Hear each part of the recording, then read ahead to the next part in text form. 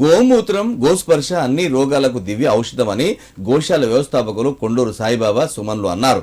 సిద్దిపేట జిల్లా దుబ్బాకులోని వెంకటేశ్వర ఆలయంలో నిర్మించిన గోశాలను ప్రారంభించారు.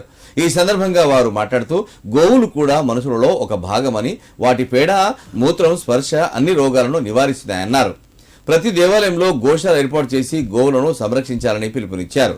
అంతకుముందు ఆలయ పాలక మండలి వారికి శాలువా కప్పి సన్మానించారు. కార్యక్రమంలో పాలక మండలి సభ్యులు చింతరాజు, నల్ల శ్రీనివాస్, చింత నాగేంద్రతో పాటు భక్తులు అధిక సంఖ్యలో పాల్గొన్నారు.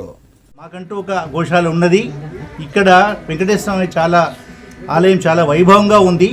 కాబట్టి ఈ ఆలయానికి గోశాల ఒకటి కావాలనే ఉద్దేశంతో మా అబ్బాయి సాయి సుమన్ దానికి ఇనిషియేటివ్ తీసుకోవడం, ఇక్కడ ఉన్నటువంటి కమిటీ సభ్యులందరూ కూడా, ప్రెసిడెంట్ గారు మరియు మిగతా సభ్యులందరూ కూడా దానికి అనుగుణ్యంగా ప్రవర్తించి దానికి స్థలం కేటాయించి ఈరోజు ఇక్కడ ఈ కార్యక్రమం జరుపుకోవడానికి అవకాశం కల్పించడానికి ధన్యవాదాలు తెలియజేస్తున్నాము.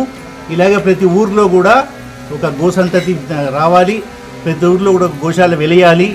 అదే మనకు మూలాధారంగా ఉంటుంది మనం జీవించడానికి, మనం ఆరోగ్యంగా జీవించడానికి, సుభిక్షంగా జీవించడానికి, సకల ఐశ్వర్యాలతో మనం అంతా ఉండాలి అంటే ప్రతి ఊరికి ఒక గోశాల అవసరం. అటువంటి గోశాల గురించి మీరందరూ కూడా పాటుపడాలి. మీ దగ్గరలో ఉన్న ప్రాంతంలో ఉన్నటువంటి ఆవులను మీరు గోశాలలో ఏర్పాటు చేయాలి. వాటికి సంబంధించినటువంటి సహాయం భగవంతుడు అందిస్తాడు.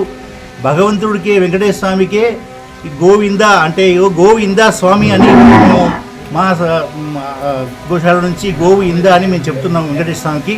అంటే మీ అందరికి కూడా ప్రతి ఒక్కరు కూడా దైవ స్వరూపమే కాబట్టి మీ అందరికీ ఈ కార్యక్రమంలో భాగం అందరికీ ధన్యవాదాలు తెలియజేస్తున్నాము.